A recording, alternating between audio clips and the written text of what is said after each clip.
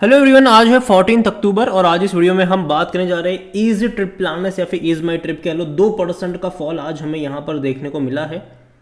और आज एक ऐसी खबर आई जो कि एक्सपेक्टेड नहीं था कि भाई साहब ऐसा भी हो सकता है, और बात करेंगे उसके बारे में। लेकिन उससे पहले अगर आपने अभी तक चैनल को सब्सक्राइब नहीं किया है तो प्लीज़ अभी इसे सब्सक्राइब कर लीजिए, क्योंकि आगे भी बहुत सारे वीडियोज़ हैं जो आपको काफ़ी ज़्यादा हेल्प करेंगे। तो 33 रुपये का शेयर है, 2% की गिरावट है, और गिरावट काफ़ी बड़ी है। मतलब अगर आज के टाइम पे अगर आप देखोगे तो, और एक महीने में तो ये और ज़्यादा गिरा है, 20% का फॉल है। हालांकि काफ़ी बड़ी गिरावट हमें उस दिन देखने को मिली थी जब एक ही दिन में प्रमोटर ने 14% का स्टेक बेचा था। एक ही झटके में गिरा था, तेज़ी दिखाई थी, अगले दिन वापस गिर गया था, ये 32 पे आया, फिर तेज़ी दिखाई, अब वापस ये गिर रहा है। और आज की जो गिरावट है उसमें एक खबर निकल कर आई, और भैया खबर जो है वो बोनस को लेकर है। बोनस को लेकर है, इन्होंने बोनस अनाउंस कर दिया है। एक पर एक शेयर फ्री का बोनस अनाउंस, मतलब कि जिसके पास 100 शेयर्स होंगे उसको 100 शेयर्स और मिलेंगे। इसका मतलब ये कोई फ्री शेयर्स नहीं है, ठीक है।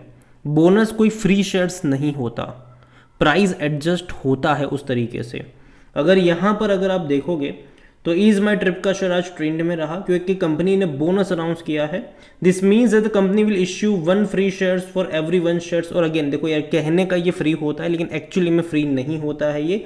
फॉर एग्जाम्पल कि यहाँ पर जो डेट यहाँ पर है कि कौन कौन एलिजिबल है, द रिकॉर्ड डेट अगर आप देखोगे तो bonus share would be credited to the respective demat account for the share holder by the December 12, 2024, subject to the completion of the rest of the formalities and approval and as when required। तो देखो यहाँ पर bonus मिलने वाला है, और again 12 दिसंबर वाला date है यहाँ पर 2024 का। और अगेन जैसे कि मैंने कहा कि कहने को ये फ्री होता है लेकिन एक्चुअली में फ्री नहीं होता। अगर मान लीजिए कि उस दिन शेयर 34 रुपये के ऊपर ट्रेड कर रहा होगा, मतलब 11 दिसंबर को, ठीक है, और आपके शेयर अकाउंट में 100 शेयर्स है, ठीक है। आपको अगले दिन, मानो कि बोनस डेट का जो रिकॉर्ड डेट है, अगले दिन जब ये बोनस मिल जाएगा तो मान लीजिए कि आपके शेयर 100 के 200 हो गए, लेकिन जो शेयर प्राइस होता है वो 34 से आधा होकर 17 हो जाता है, ठीक है। तो प्राइस एडजस्ट होता है उस तरीके से। तो देखा जाए तो भाई साहब कंपनी को जानबूझकर मेरे हिसाब से पेनी स्टॉक बनाया जा रहा है, और पता नहीं क्यों, ठीक है। यहाँ पर देखो तो इससे पहले भी कंपनी बोनस अनाउंस कर चुकी है, आपको पता हो तो 2022 में इन्होंने बोनस अनाउंस किया था, मार्च 2022 में। जिसके पास एक शेयर थे उसको एक शेयर, मतलब डबल शेयर हो गए थे। और उसी साल नवंबर में भैया एक के ऊपर 3 शेयर आपको यहाँ पर मिले थे। तो भाई साहब बोनस कई बार पे कर चुका है, ये कई बार पे कर चुका है company. Only those investor will be eligible for bonus share who will buy the stock before the ex date, मतलब जो भी एलिजिबल डेट है उससे पहले जो लोग खरीदेंगे वही लोगों को मिलेगा, हर किसी को नहीं मिलेगा ये। If the investor purchase the stock on the ex date or after date they will not eligible, क्योंकि ऑलरेडी उस दिन 50% का फॉल ये दिखा रहा होगा, ठीक है। और उस दिन अगर आप खरीदते हो तो आप ये कहो कि मैं बोनस मिलेगा, तो नहीं मिलेगा, ठीक है। और यहाँ पर आज वॉल्यूम देखोगे तो 3.5 करोड़ से भी ज़्यादा के शेयर यहाँ पर ट्रेड होते नजर आए। कंपनी देखो, according to Moneycontrol user हर कोई कह रहा है खरीदारी करो यहाँ पर। अगेन कंपनी अच्छी है, प्रॉफिटेबल है, लेकिन प्रॉब्लम पता है क्या इस कंपनी के साथ, कि भाई साहब यहाँ पर प्रमोटर लगातार बिकवाली कर रहे हैं। पिछले साल भी करा था प्रमोटर ने, भर भर के बिकवाली करी थी। इस साल भी प्रमोटर ने भर भर के बिकवाली करी है, बड़ी बिकवाली करी है। और देखो इसको ये पेनी स्टॉक है नहीं, इसको पेनी स्टॉक बनाया गया है, बनाया जा रहा है, ठीक है।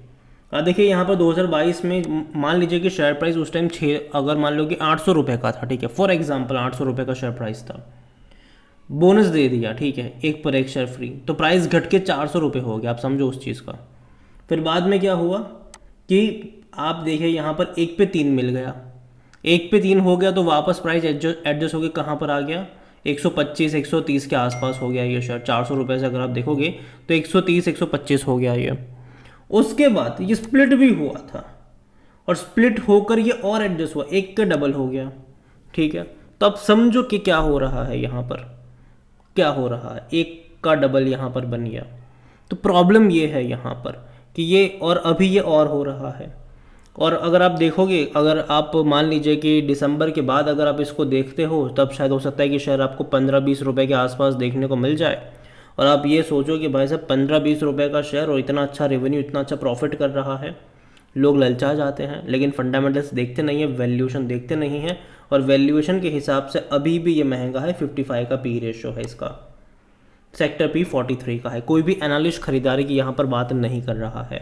फाइनेंशियल्स देखोगे अगर आप इस कंपनी के, तो लास्ट क्वार्टर में 32 करोड़ का प्रॉफिट था, 155 करोड़ का इनका रेवेन्यू था, और इस बार के सितंबर के रिजल्ट्स आने वाले हैं, लेकिन अगेन कह दूँ पिछले साल सितंबर के नंबर बहुत अच्छे थे, 47 करोड़ का प्रॉफिट कमाया था उसने।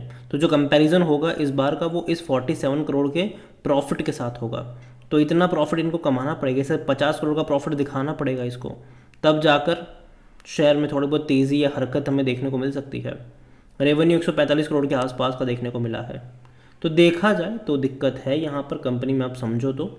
और देखो नंबर्स अच्छे हैं, आंकड़े अच्छे हैं, ठीक है, लगेगा कि यार इतने कम प्राइस पे इतना अच्छे नंबर वाला शेयर है, लेकिन समझो कि कम प्राइस क्यों है, ठीक है, कम प्राइस क्यों है वो समझो आप यहाँ पर। शेयर होल्डिंग के बारे में अगर हम देखें तो प्रमोटर की होल्डिंग 64.30, हालांकि प्रमोटर की होल्डिंग है जून की है, सितंबर की जब अपडेट होगी उसके बाद की जब अपडेट होगी तो प्रमोटर ने बिकवाली करी है, 14% बेचा, 50% की होल्डिंग अब प्रमोटर की रह चुकी। सबसे मेजर चीज़ यहाँ पर जो मुझे लगती है वो ये है कि प्रमोटर की जो होल्डिंग है ना वो घटी है, तो उसके सामने इंस्टीट्यूशन ने खरीदारी नहीं करी है, उसके सामने जो होल्डिंग बढ़ने वाली है वो रिटेल इन्वेस्टर की है, वो रिटेल मतलब 22.5% पर आ चुके हैं ये, अदर पार्टीज 8% के आसपास देखने को मिल रहे हैं। तो दिक्कत ये है कि प्रमोटर ने होल्डिंग यहाँ पर डेफिनेटली कम हुई है, और उसके सामने कोई बड़ी इंस्टीट्यूशन ने खरीदारी मतलब नहीं करी, बल्कि वो भी यहाँ पर बेच ही रहे हैं।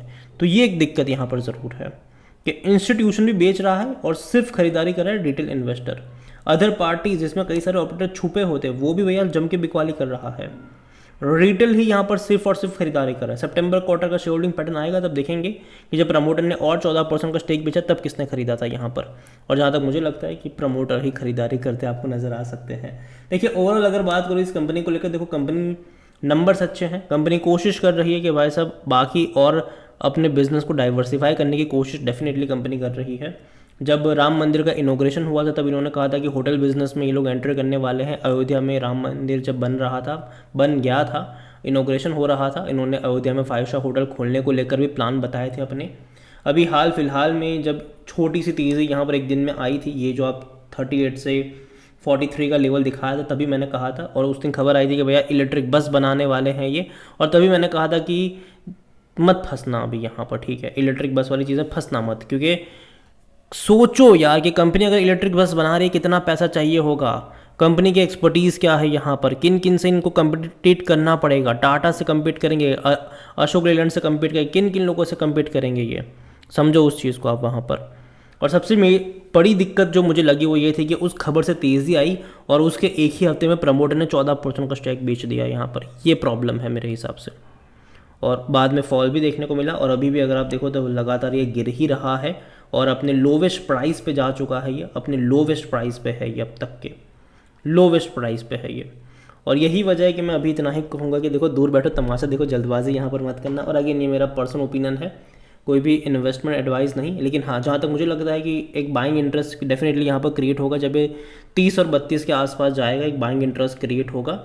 और अगेन वहाँ से अगर थोड़ी बहुत तेज़ी मतलब एक बाइंग इंटरेस्ट आता भी है और वापस जब तेज़ी दिखाएगा, वापस 10-12-15% की तेज़ी अगर वहाँ से आती है तो वापस एक फॉल जाएगा जो उसको वहीं पर लाके पटक भी देगा।